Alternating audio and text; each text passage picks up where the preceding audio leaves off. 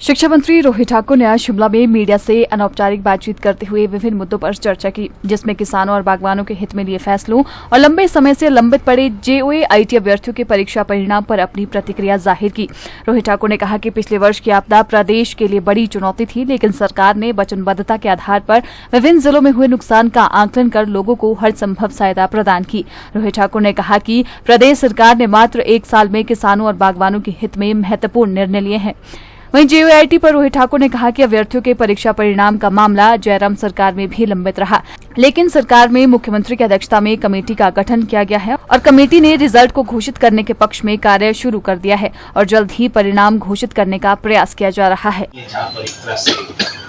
हमारे पुलिस विभाग के द्वारा भी उसमें कोई आपत्ति नहीं है, उसको समझता रिजल्ट आउट करने की बात कही जा चुकी है और आने वाले समय में जो शेष आपके इस तरह के पेंडिंग रिजल्ट्स है, विशेषकर जिसमें आपके विभाग की कोई आपत्ति नहीं है, इसको अवश्य मैं समझता हूँ जो हमारी सब कमेटी है वो एक रचनात्मक फैसला करते हुए रिजल्ट्स को आउट करेगी। चाहे हमारे स्कूल ऑफ एक्सीलेंस जो हमने प्रथम चरण में 850 की अधिसूचना जारी की है,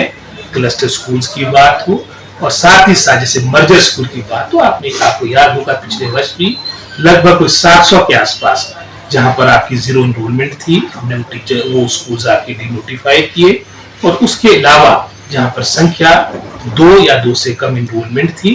वो स्कूल्स भी हमने डिनोटिफाई किए थे। और अगले चरण में जहां पर आपके डिस्टेंसेस शॉर्ट होंगे यानी 1.5-2 किलोमीटर के अंदर दूसरा विकल्प हमारे स्टूडेंट के पास होगा, हम ऐसे स्कूल्स को जहां पर संख्या 5 से कम होगी तो अवश्य मैं समझता हूँ सरकार इस ओर भी विचार कर रही है, ताकि आने वाले समय में जहां हमारे पास एक एक्सेस स्टाफ मिलेगा जो हम उन स्कूलों में भेज सकते हैं जहां पर स्टाफ की आवश्यकता है। कम से कम अगर ये पॉलिसी नहीं आती है तब तक कम से कम आपके शैक्षिक सत्र में यानी एकेडमिक सेशन के दौरान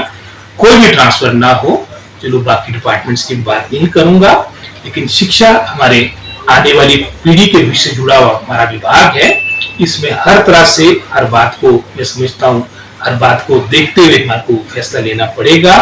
और इस सोच के साथ भी सरकार और विभाग कार्य कर रहा है ताकि भविष्य में इस तरह की नीति हो, कम से कम ट्रांसफर्स हो और साथ ही साथ हमारे एक अच्छा एकेडमिक माहौल हमारा सरकारी स्कूलों में हो। जो विशेषकर हमारे जो दुर्गम क्षेत्र, जैसे अभी यहाँ पर बात आई थी दुर्गम क्षेत्रों की, हमारे जिन टीचरों ने दुर्गम क्षेत्रों में ट्राइबल एरियाज में जिनके बच्चे आपके सरकारी स्कूलों में इस तरह के पैरामीटर बनाए हैं ताकि हमारे और बेहतर तरीके से हमारे उन लोगों को प्रोत्साहन मिले जिनके माध्यम से वर्तमान में भी और भविष्य हमारा एजुकेशन सिस्टम सरकारी स्तर पे और बेहतर होगा।